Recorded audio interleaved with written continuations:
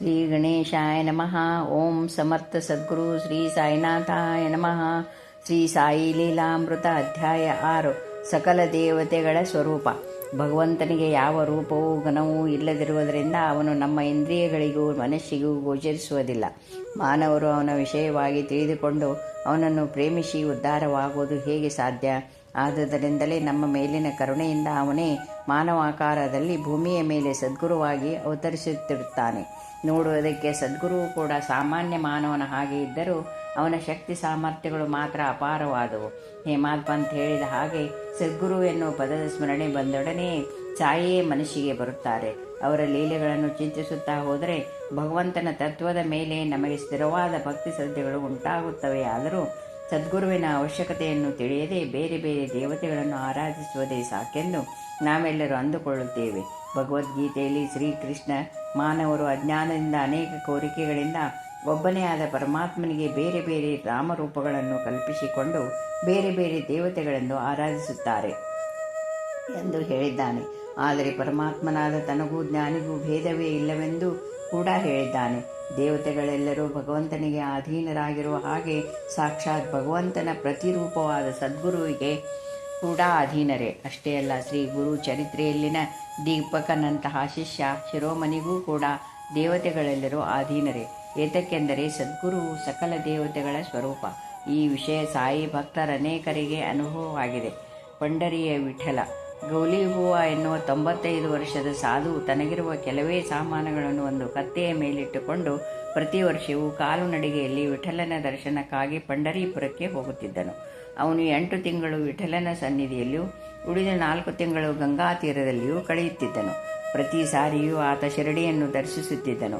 ಆತನು ಬಾಬಾನನ್ನು ತದೇಕವಾಗಿ ನೋಡಿ ಆನಂದ ಬಾಷ್ಪಗಳನ್ನು ಸುರಿಸುತ್ತಾ, ಇವನು ಸಾಕ್ಷಾತ್ ವಿಠಲನೇ, ದೀನಜನ ರಕ್ಷಕ, ಆಪದ್ಬಾಂಧವ ಎನ್ನುತ್ತಿದ್ದನು. ರಘುವೀರ್ ಪುರಂದರೆ ತನ್ನ ತಾಯಿಯನ್ನು ಕರೆದುಕೊಂಡು 1913ರಲ್ಲಿ ಶಿರಡಿಗೆ ಹೋದನು.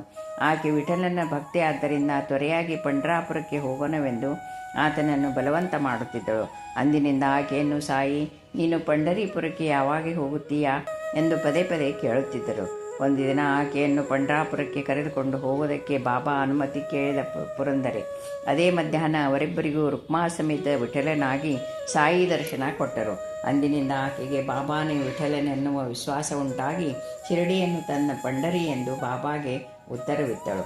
ಶ್ರೀರಾಮ್ ಒಬ್ಬ ಮಾಮಂತೆದಾರ ತನ್ನ ಜೊತೆ ಒಬ್ಬ ಡಾಕ್ಟರ್ನನ್ನು ಸಾಯಿ ದರ್ಶನಕ್ಕೆ ಬಾ ಎಂದು ಕರೆಯುತ್ತಿದ್ದನು. ಆ ಡಾಕ್ಟರು ಶ್ರೀರಾಮನಿಗಲ್ಲದೆ ಮತ್ತಾರಿಗೂ ನಮಸ್ಕಾರ ಮಾಡುತ್ತಿರಲಿಲ್ಲ. ಫಕೀರನಾದ ಸಾಯಿಗೆ ನಮಸ್ಕಾರ ತನಗಾಗುವುದಿಲ್ಲವೆಂದು ಹೇಳುತ್ತಿದ್ದನು. ಆತನು ನಮಸ್ಕರಿಸಬೇಕೆಂಬ ನಿರ್ಬಂಧವಿಲ್ಲವೆಂದು ಹೇಳಿದ ನಂತರ ಡಾಕ್ಟರು ಶಿರಡಿಗೆ ಹೊರಟನು. ಆದರೆ ಮಸೀದಿಯೊಳಗೆ ಕಾಲಿಟ್ಟ ಕೂಡಲೇ ಅವನು ಸಾಯಿ ಪಾದಗಳ ಮೇಲೆ ಬಿದ್ದು ತನ್ಮಯನಾಗಿ ಆನಂದ ಬಾಷ್ಪಗಳು ಉದುರಿದವು. ಅವನು ಮೇಲಕ್ಕೆದ್ದ ಮೇಲೆ, ಅಯ್ಯೋ ಹುಚ್ಚ, ರಾಮನೆಲ್ಲಿಲ್ಲ, ನೋಡುವುದಕ್ಕಾದರೆ ಅವನು ಎಲ್ಲೆಲ್ಲಿಯೂ ಇದ್ದಾನೆ, ಇಲ್ಲದೆ ಹೋದರೆ ಎಲ್ಲಿಯೂ ಇಲ್ಲ ಎಂದರು ಸಾಯಿ. ತನ್ನ ವಿಷಯವಾಗಿ ಸಾಯಿಗೆ ಎಲ್ಲವೂ ಗೊತ್ತಿದೆ ಎಂದು ಅವನಿಗರ್ಥವಾಯಿತು. ತರುವಾಯ ಡಾಕ್ಟರ್ ಹೀಗೆ ಹೇಳಿದರು, ಸಾಯಿ ನನಗೆ ಶ್ರೀರಾಮನ ಹಾಗೆ ಕಂಡರು. ನಮಸ್ಕರಿಸಿ ಹೇಳುವ ಹೊತ್ತಿಗೆ ಸಾಯಿ ಹಾಗೆ ಕಂಡರು. ಅವರಿಬ್ಬರೂ ಬೇರೆಯಲ್ಲ. ಹಿಂದಿರುಗಿ ಮನೆ ಸೇರಿದ 2 ವಾರಗಳ ತನಕ ಅವನ ಪಾರವಶ್ಯತೆ ಹಾಗೇ ಇದ್ದಿತು. ಮದ್ರಾಸಿನಿಂದ ಬಂದ ಲಕ್ಷ್ಮಿ ಎನ್ನುವ ಭಕ್ತಿಗೂ ಸಹ ಸಾಯಿ ಇಂತಹ ದರ್ಶನವನ್ನೇ ಪ್ರಸಾದಿಸಿದ ವಿವರವನ್ನು ಮುಂದಿನ ಅಧ್ಯಾಯದಲ್ಲಿ ನೋಡುತ್ತೇವೆ. ದತ್ತಾತ್ರೇಯ 1911ರ ದತ್ತ ಜಯಂತಿಯ ದಿನ ಸಾಯಂಕಾಲ 5 ಗಂಟೆಗೆ ಬಾಬಾ ಅಕಸ್ಮಾತ್ತಾಗಿ ನಾನು ಪ್ರಸವ ವೇದನೆಯನ್ನು ಸಹಿಸಲಾರದೆ ಹೋಗುತ್ತಿದ್ದೇನೆ ಎಂದು ಕೂಗುತ್ತಾ ಭಕ್ತರೆಲ್ಲರನ್ನು ಮಸೀದಿಯಿಂದ ಆಚೆ ಅಟ್ಟಿದರು. ಕೆಲವು ನಿಮಿಷಗಳ ತರುವಾಯ ಅವರೇ ಎಲ್ಲರನ್ನು ಮಸೀದಿಯೊಳಕ್ಕೆ ಕರೆದರು. ಅದೇ ದಿನ ಶ್ರೀ ದತ್ತನನ್ನು ಪ್ರಸವಿಸಿದ ಅನುಸೂಯಾದೇವಿಯ ಜೊತೆ ಬಾಬಾ ತಾದಾತ್ಮತೆಯನ್ನು ಹೊಂದಿದರೆಂದು ಭಕ್ತರೆಂದುಕೊಂಡರು. ಆಗ ಬಲವಂತ್ ಪೂಜೇಕರ್ ಮಸೀದಿಯೊಳಗೆ ಹೋದ ಕ್ಷಣ ಸಾಯಿಗೆ ಬದಲಾಗಿ ಆಸನದ ಮೇಲೆ ಬಾಲಕನಾದ ದತ್ತಾತ್ರೇಯನಂತೆ ದರ್ಶನವನ್ನು ಕೊಟ್ಟರು. ಹಾಗೆಯೇ ಒಂದು ಸಾರಿ ಗೋವಾದಿಂದ ಬಂದ 2 ಭಕ್ತರಲ್ಲಿ ಒಬ್ಬನಿಂದ 15 ರೂಪಾಯಿಗಳನ್ನು ಕೇಳಿ ತೆಗೆದುಕೊಂಡರು ಬಾಬಾ. ಆದರೆ 2ನೇ ಭಕ್ತ ಕೊಟ್ಟ ದಕ್ಷಿಣೆಯನ್ನು ತೆಗೆದುಕೊಳ್ಳಲಿಲ್ಲ. ಅದಕ್ಕೆ ಕಾರಣವೇನೆಂದು ಕೇಳಿದ ಶ್ಯಾಮ್ನಿಗೆ ಬಾಬಾ ಹೀಗೆ ಹೇಳಿದರು, ಶ್ಯಾಮ, ನಿನಗೇನೂ ಗೊತ್ತಿಲ್ಲ. ನಾನು ಯಾರಿಂದಲೂ ಏನನ್ನೂ ಬಯಸುವುದಿಲ್ಲ, ತೆಗೆದುಕೊಳ್ಳುವುದಿಲ್ಲ. ಈ ಮಸೀದಿ ಎಂಬ ತನಗೆ ಬರಬೇಕಾದ ಋಣವನ್ನು ಕೇಳಿ ತೆಗೆದುಕೊಳ್ಳುವಳು. ಮನೆ ಮಠ ಸಂಸಾರವಿಲ್ಲದ ನನಗೇಕೆ ದುಡ್ಡು? ಅವನು ತನಗೆ ಕೆಲಸ ಸಿಕ್ಕಿದರೆ ಮೊದಲನೆಯ ಸಂಬಳವನ್ನು ದಕ್ಷಿಣೆಯಾಗಿ ಕೊಡುವೆನೆಂದು ದತ್ತಾತ್ರೇಯ ಸ್ವಾಮಿಗೆ ಹರಿಸಿಕೊಂಡಿದ್ದನು. ತಕ್ಷಣವೇ ಆತನಿಗೆ ಕೆಲಸ ಸಿಕ್ಕಿತು. ಅವನ ಮೊದಲ ತಿಂಗಳ ಸಂಬಳ 15 ರೂಪಾಯಿಗಳು. ಈಗ ಅವನ ಸಂಬಳ 700 ರೂಪಾಯಿಗಳು. ಕಷ್ಟ ಕಳೆದ ನಂತರ ಅವನು ತನ್ನ ಹರಿಕೆಯನ್ನು ಮರೆತು ಬಿಟ್ಟನು. ಋಣ, ಶತ್ರುತ್ವ, ಹತ್ಯೆ ಇವುಗಳಿಗೆ ಸಲ್ಲಬೇಕಾದ ಪರಿಹಾರವನ್ನು ಸಲ್ಲಿಸದೆ ಯಾರೂ ಇರಲಾರರು. ಅದಕ್ಕೆ ಆತನಿಂದ 15 ರೂಪಾಯಿಗಳನ್ನು ಕೇಳಿ ತೆಗೆದುಕೊಂಡೆನು ಎಂದರು. ಅವನು ಹರಿಕೆ ಹೊತ್ತ ದತ್ತಾತ್ರೇಯನೇ ಸಾಯಿ. ಹಾಗೆಯೇ ಬಾಬಾ ಸಾಹೇಬ್ ಎನ್ನುವ ದತ್ತಭಕ್ತ ತನ್ನ ಬಂಧುವಾದ ನಾನಾ ಚಂದೋರ್ಕರ್ ಮಾತನ್ನು ತೆಗೆದುಹಾಕಲಾರದೆ 1900ನೇ ಇಸ್ವಿಯಲ್ಲಿ ಸಾಯಿ ದರ್ಶನ ಮಾಡಿದನೇ ಹೊರತು ಒಳಗೊಳಗೆ ಅವನು ಮುಸಲ್ಮಾನನ ಅಳಕು ಇದ್ದೇ ಇದ್ದಿತು. ಆದರೆ ಮಸೀದಿಯಲ್ಲಿ ಅವನಿಗೆ ಸಾಯಿಯ ಬದಲು ದತ್ತಮೂರ್ತಿ ದರ್ಶನವನ್ನಿತ್ತನು. ಅಂದಿನಿಂದ ಅವನು ತನ್ನ ಜೀವನವನ್ನೆಲ್ಲ ಸಾಯಿ ಸೇವೆಗೆ ಮುಡಿಪಾಗಿಟ್ಟನು. ಮಾರುತಿ ಯಾವಾಗಲೂ ಸಾಯಿಗೆ ಸೇವೆ ಸಲ್ಲಿಸುತ್ತಿದ್ದ ನಿಮೋನ್ಕರ್ ಕೆಲಸದ ಮೇಲೆ ಅಹಮ್ಮದ್ ನಗರಕ್ಕೆ ಹೋಗುತ್ತಾ ತನ್ನ ಮಗ ಸೋಮನಾಥನನ್ನು ಸಾಯಿ ಸೇವೆಗೆ ನೇಮಿಸಿದನು.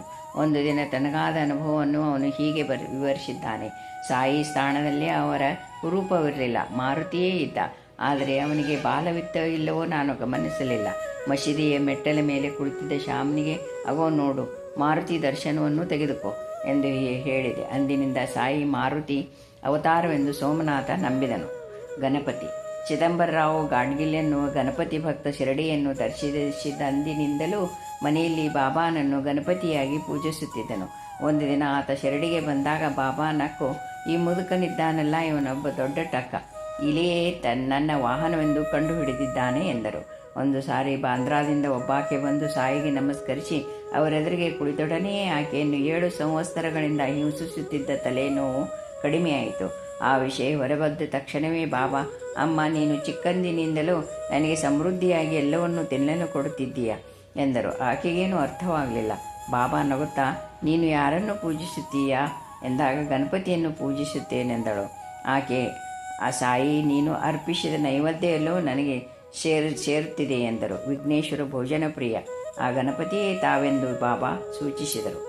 ನರಸಿಂಹಸ್ವಾಮಿ ಸದಾಶಿವ ಜೋಶಿ ನಿತ್ಯವೂ ಸಾಟೇವಾಡದಲ್ಲಿ ಆರತಿಗೆ ಹಾಜರಾಗುತ್ತಿದ್ದನು. ಒಂದು ಸಾರಿ ಅವನಿಗೆ ಸಾಯಿ ಪಟದಲ್ಲಿ ವರ್ಷೆಯಾಗಿ 3 ದಿನ ನರಸಿಂಹಸ್ವಾಮಿಯ ದರ್ಶನವಾಯಿತು. ಆಮೇಲೆ ಆತ ಹಿಂದಿರುಗಿ ಹೋಗುವಾಗ ಉದಿ ಸ್ವಲ್ಪ ಮಿಠಾಯಿ ಪ್ರಸಾದವನ್ನು ಕೊಟ್ಟರು ಸಾಯಿ. ಆತನಿಗೆ ಮತ್ತೆ 8 ಕೊಟ್ಟು, ಇದು ಸಾಲದೆ ಹೋದರೆ ಶಿರಡಿಯಲ್ಲಿ ಎಲ್ಲಿಯಾದರೂ ಮಿಠಾಯಿ ಕೊಂಡುಕೋ, ಅದು ಪ್ರಸಾದವೇ ಎಂದರು ಬಾಬಾ. ಅವರ ಸನ್ನಿಧಿಯಾದದ್ದರಿಂದ ಪವಿತ್ರವಾದ ಶಿರಡಿಯಲ್ಲಿನ ಪದಾರ್ಥಗಳೆಲ್ಲೂ ಅವರ ಪ್ರಸಾದವೇ. ಖಂಡೋಬಾ ಮಹಿಷಾಪತಿಯ ಮಗ ಮಾರ್ತಾಂಡ್ ಒಂದು ದಿನ ಖಂಡೋಬಾ ದೇವಸ್ಥಾನದ ಬಾಗಿಲಲ್ಲಿ ಕುಳಿತುಕೊಂಡಿದ್ದನು. ಬಾಬಾ ಆತನೆದುರಿಗೆ ಪ್ರತ್ಯಕ್ಷವಾದರು. ಆತ ಎದ್ದು ನಿಂತಾಗ ಬಾಬಾ ಕಿರುಣಿಗೆ ಸುಸುತ್ತಾ ಖಂಡೋಬಾ ವಿಗ್ರಹದ ಕಡೆ ನಡೆದು ಅದರಲ್ಲಿ ಲೀನವಾದರು. ಮಾರ್ತಾಂಡ್ ಆಶ್ಚರ್ಯದಿಂದ ವಿಗ್ರಹದ ಹಿಂಬದಿಯೆಲ್ಲ ನೋಡಿದನು. ಅಲ್ಲಿ ಯಾರೂ ಇರಲಿಲ್ಲ. ಬಾಬಾ ತಿರುಗಿ ವಿಗ್ರಹದಿಂದ ಹೊರಬಂದು ಆತನನ್ನು ಕಿರುಣಿಗೆಯಿಂದ ನೋಡುತ್ತಾ ಹೊರಕ್ಕೆ ಹೋದರು. ಅಂದಿನಿಂದ ಮಾರ್ತಾಂಡ್ ಖಂಡೋಬಾನನ್ನು ಬಾಬಾ ರೂಪದಲ್ಲಿ ಪೂಜಿಸುತ್ತಿದ್ದನು. ಶ್ರೀ ಉಪಾಸಿನಿ ಬಾಬಾನ ಅನ್ನನಾದ ಬಾಲಕೃಷ್ಣ ಉಪಾಸನಿ ಶಾಸ್ತ್ರಿ 1907ರಲ್ಲಿ ಗಯಾದ ತ್ರಿವೇಣಿ ಸಂಗಮದಲ್ಲಿ ಶ್ರಾದ್ದವನ್ನು ಮಾಡಿದರು. ನದಿಯ ಮಧ್ಯಕ್ಕೆ ಹೋಗಿ ಮೃತನಿಗೆ ಪಿಂಡವನ್ನು ಬಿಟ್ಟ ಕೂಡಲೇ ಅಕಸ್ಮಾತ್ತಾಗಿ 2 ಕೈಗಳು ನೀರಿನ ಮೇಲಕ್ಕೆ ಬಂದು ಅದನ್ನು ಸ್ವೀಕರಿಸಿ ಪುನಃ ನದಿಯಲ್ಲಿ ಅದೃಶ್ಯವಾದವು. ಆತನಿಗೆ ಒಂದು ಕಡೆ ಮಿತಿ ಮೀರಿದ ಸಂತೋಷ, ಇನ್ನೊಂದು ಕಡೆ ವಿಪರೀತ ಭಯವಾಯಿತು. 1912ರಲ್ಲಿ ಆತ ಮನೆಯಿಂದ ಹೊರಟು ಹೋಗಿದ್ದ ತನ್ನ ತಮ್ಮನನ್ನು ಹುಡುಕುತ್ತಾ ಶಿರಡಿಗೆ ಬಂದನು. ಅವನನ್ನು ನೋಡಿ ನಗುತ್ತಾ, ಸಾಯಿ, ಪುನಃ 2 ದಿನಗಳಾದ ಮೇಲೆ ಕಾಣಿಸ್ತಿದ್ದೀಯಾ ಎಂದರು. ಆದರೆ ತಾನು ಅದೇ ಪ್ರಥಮ ಬಾರಿಗೆ ಶಿರಡಿಗೆ ಬರುತ್ತಿರುವುದು ಎಂದು ಕೊಂಡಾಗ, ಏಕಷ್ಟು ಆಲೋಚಿಸುತ್ತೀಯ, ನೀನು ಗಯಾದಲ್ಲಿ ಪಿತೃದೇವತೆಗಳಿಗೆ ಪಿಂಡ ಪ್ರದಾನ ಮಾಡಿದಾಗ ಅವಳನ್ನು ತೆಗೆದುಕೊಂಡು ಕೈಗಳು ಇವೆ ಅಲ್ಲವೇ, ನೋಡು, ಗುರ್ತಿಲ್ಲವೇ ಎಂದು ತಮ್ಮ ಕೈಗಳನ್ನು ತೋರಿಸಿದರು. ತಡೆಯಲಾದ ಆನಂದ ಕೃತಜ್ಞತೆಯಿಂದ ಆತನ ಕಣ್ಣಿಂದ ಆನಂದ ಬಾಷ್ಪಗಳು ದೊರೆದವು. ದೇವತೆಗಳೆಂದರೆ ಕೇವಲ ರೂಪಗಳಲ್ಲ, ಅತೀತವಾದ ಶಕ್ತಿ ಸಾಮರ್ಥ್ಯಗಳು. ಶ್ರೀ ಸಂಪದಗಳನ್ನು ಕೊಡುವುದು ಲಕ್ಷ್ಮಿ ಎಂದು, ವಿದ್ಯಾದಾನ ಮಾಡೋದು ಸರಸ್ವತಿ ಎಂದು, ಹೀಗೆ ಬೇರೆ ಬೇರೆ ದೇವತೆಗಳನ್ನು ಕುರಿತು ಶಾಸ್ತ್ರಗಳು ಹೇಳುತ್ತವೆ. ಅದೇ ಪ್ರಕಾರ ತಮ್ಮನ್ನು ಆಶ್ರಯಿಸಿದ ಭಕ್ತರ ರೋಗಗಳನ್ನು ನಿವಾರಿಸಿರುವುದರಿಂದ ಸಾಯಿಯೇ ಧನ್ವಂತರಿ. ಧನಧಾನ್ಯ, ಉದ್ಯೋಗ ಮುಂತಾದವುಗಳನ್ನು ಪ್ರಸಾದಿಸುವುದರಿಂದ ಅವರೇ ಲಕ್ಷ್ಮಿಯೂ ಸಹ. ಒಂದು ಸಾರಿ ದಾಸಗನಿಗೆ ಈಶೋಪನಿಷತ್ಸಾರವನ್ನು ಬೋಧಿಸಿದರು. ಹಾಗೆಯೇ ಇನ್ನೊಂದು ಸಾರಿ ದಾಸಗನು ಜ್ಞಾನೇಶ್ವರಿ ಮಹಾರಾಜರು ಬರೆದಿರುವ ಅಮೃತಾನುಭವ ಎನ್ನುವ ಜಟಿಲವಾದ ವೇದಾಂತ ಗ್ರಂಥಕ್ಕೆ ಸರಳವಾದ ವ್ಯಾಖ್ಯೆ ವಿವರಣೆಯನ್ನು ಬರೆಯಬೇಕೆಂದುಕೊಂಡು ಅದರಲ್ಲಿ ನಿಷ್ಣಾತರಾದ ದಾದಾ ಮಹಾರಾಜ್ ಎನ್ನುವ ಉತ್ತಮ ಸಾಧಕನನ್ನು ಭೇಟಿಯಾದನು. ಕೆಲವು ದಿನ ನನ್ನ ಬಳಿ ಅಧ್ಯಯನ ಮಾಡದಿದ್ದಲ್ಲಿ ನೀನಿದನ್ನು ಬರೆಯಲಾರೆ ಎಂದರು ದಾದಾ.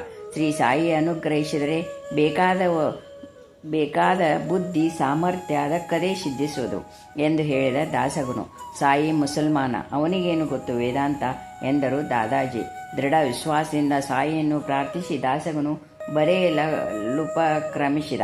ತರುವಾಯ ವ್ಯಾಖ್ಯೆಯನ್ನು ಪರಿಶೀಲಿಸಿ ಆಶ್ಚರ್ಯಚಕಿತರಾದರು ದಾದಾ. ಬಾಬಾ ನಿಜವಾಗಿಯೂ ಸಮರ್ಥರು, ನಿನಗಿನ್ನಾರವೂ ಸಹಾಯವೂ ಬೇಕಿಲ್ಲ ಎಂದರು ಅವರು. ಒಂದು ಸಾರಿ ಒಬ್ಬ ಭಕ್ತ ಬಂದು ಜ್ಯೋತಿಷ್ ಗ್ರಂಥವನ್ನು ಸಾಯಿಯ ಕೈಯಿಂದ ಪ್ರಸಾದವಾಗಿ ಪಡೆಯಬೇಕೆಂದು ಅದನ್ನು ಅವರ ಕೈಗಿತ್ತನು. ಆ ಗ್ರಂಥವನ್ನು ಹಾಗೂ ಹೀಗೂ ತಿರುಗಿಸಿ ಪಕ್ಕದಲ್ಲಿದ್ದ ಶ್ರೀಮಾನ್ ಬೂಟಿಗೆ ಕೊಟ್ಟರು. ಆ ಶಾಸ್ತ್ರದಲ್ಲಿ ವಿಶ್ವಾಸವಿಲ್ಲದಿದ್ದರೂ ಆತ ಆ ಸಾಯಿ ಪ್ರಸಾದಿಸಿದರೆಂದು ಕಷ್ಟಪಟ್ಟು ಒಂದಾವರ್ತಿ ಓದಿದನು. ಆದರೇನಂತೆ ಅವನಿಗೆ ಆ ಶಾಸ್ತ್ರದಲ್ಲಿ ಪ್ರಾವೀಣ್ಯತೆ ಉಂಟಾಯಿತು. ಒಂದು ಸಾರಿ ಚುನಾವಣೆ ಯಾವಾಗ ನಡೆದರೆ ಕಾಕಾ ದೀಕ್ಷಿತ್ ಗೆಲ್ಲುವನೆಂದು ನೋಡಿ ಬೂಟಿ ಹೇಳಿದರು. ಚುನಾವಣೆ ಅದೇ ಸಮಯದಲ್ಲಿ ಜರುಗಿ ಆತ ಗೆದ್ದನು. ಜೈ ಜೈ ಸಾಯಿನಾಥಾಯ ನಮಃ.